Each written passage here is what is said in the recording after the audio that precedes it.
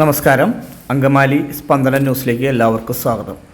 ഇന്ന് ഞാൻ Angamaly Vattaparambu കുന്നപ്പള്ളിശ്ശേരി cent Sebastian ചർച്ചിന് സമീപമാണ്. ഇവിടെ ഇന്ന് കുറേ പോലീസ് സന്നാഹങ്ങളൊക്കെ വന്ന് കുർബാന, അതായത് പള്ളിയുടെ ഗേറ്റ് താഴിട്ട് പൂട്ടി പള്ളിയിൽ ഒരു കുർബാനയ്ക്ക് വേണ്ടി വന്ന രണ്ട് കക്ഷികളാണ്. കുർബാന തിരിഞ്ഞു നിന്നും നേരെ ഒന്നും ചെല്ലുന്ന രണ്ട് കക്ഷിക്കാർ. തിരിഞ്ഞെന്ന് ചെല്ലുന്ന കക്ഷിക്കാരുടെ ഒരു സിസ്റ്റിൻ്റെ കുർബാനയ്ക്ക് വേണ്ടി വന്നതാണ്. അപ്പോൾ ഇവർ ഹൈക്കോടതിയിൽ നിന്ന് കടലാസ് മേടിച്ചിട്ടാണ് വന്നതെന്നാണ് പറയുന്നത്. മറ്റുള്ള കക്ഷിക്കാർ ഇത് സമ്മതിക്കുന്നില്ല. ഇപ്പോൾ ഗേറ്റ് പൂട്ടി, രാവിലത്തെ കുർബാന കഴിഞ്ഞപ്പോൾ ഗേറ്റ് പൂട്ടിപ്പോയി. അവിടെ കുർബാന ചെല്ലാൻ വന്നിരിക്കുന്ന അച്ഛൻ്റെ കാറാണ് ആ കിടക്കുന്നത്. ജനങ്ങൾ ഒരുപാട് തടിച്ചു കൂടിയിട്ടുണ്ട്. അവിടുത്തെ മതവിശ്വാസികൾ, പള്ളിയിലെ എല്ലാ രണ്ട് സംഘത്തിലെ ആൾക്കാരാണ്. പള്ളി താഴിട്ട് പൂട്ടിയിരിക്കുന്നു.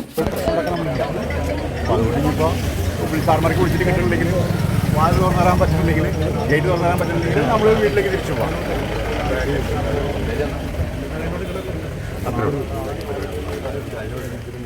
പിന്നെ ഇവിടെ വേറൊരാളും നിൽപ്പുണ്ട്, കപ്പേര് ഇതിൻ്റെ താക്കോലും പിടിച്ചുകൊണ്ടൊക്കെ. പുള്ളിയാണ് 12 മണി അടിക്കുന്നതും 1 മണി അടിക്കുന്നതും വൈകുന്നേരം തുറക്കുന്നത്. ഇവിടെ നിൽപ്പുണ്ട് പുള്ളി. താക്കോലുള്ള ആൾ ഇവിടെ താക്കോലുള്ള ആൾ ഇവിടെ നിൽപ്പുണ്ട്.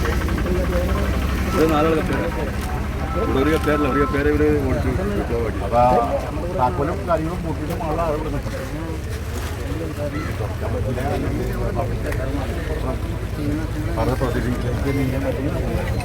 നമ്മൾ വേറെ നിയമലംഘനമോ അല്ലെങ്കിൽ കയ്യേറ്റോ അല്ലെങ്കിൽ ഭവനവേദനോ നമ്മൾ ചെയ്യേണ്ട കാര്യമില്ലല്ലോ.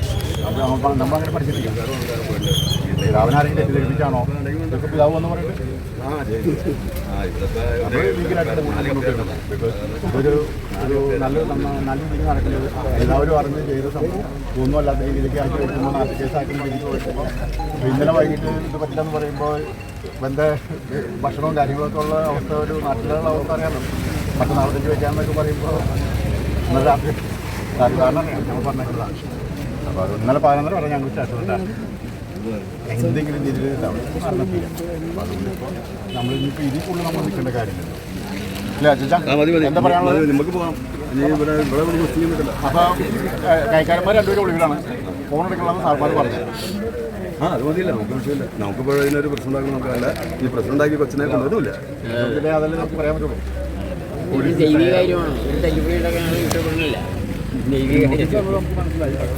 നമ്മളെ തരാൻ പറ്റിയിട്ടുള്ള ഓർഡർ, സർക്കാരിൻ്റെ ഓർഡർ എന്താണെന്നുള്ളത് പിന്തുടരുന്നില്ല. നമുക്ക് കോടതിയിൽ നിന്ന് വന്നതിന് ശേഷം നമുക്ക് മനസ്സിലാവുന്നത് അത് ഏകദേശം 6 മണിയാണ് നമുക്ക് കോടതിക്ക് 7:30 മണിക്ക് സാറിനെടുത്ത് പോകും. അപ്പോൾ അവിടെ 2 അച്ഛന്മാരുണ്ട്. രാജ്യമണിക്കളത്തിനും വേറെ എനിക്കറിയില്ല. ഇന്ന് ഇവരെ പറഞ്ഞ് ഇതേപോലെ ചെയ്യേണ്ടായിരുന്നു സാറിൻ്റെ മുമ്പിൽ. പ്രശ്നം ഇവിടെ നമ്മളാ കൊച്ചിൻ്റെ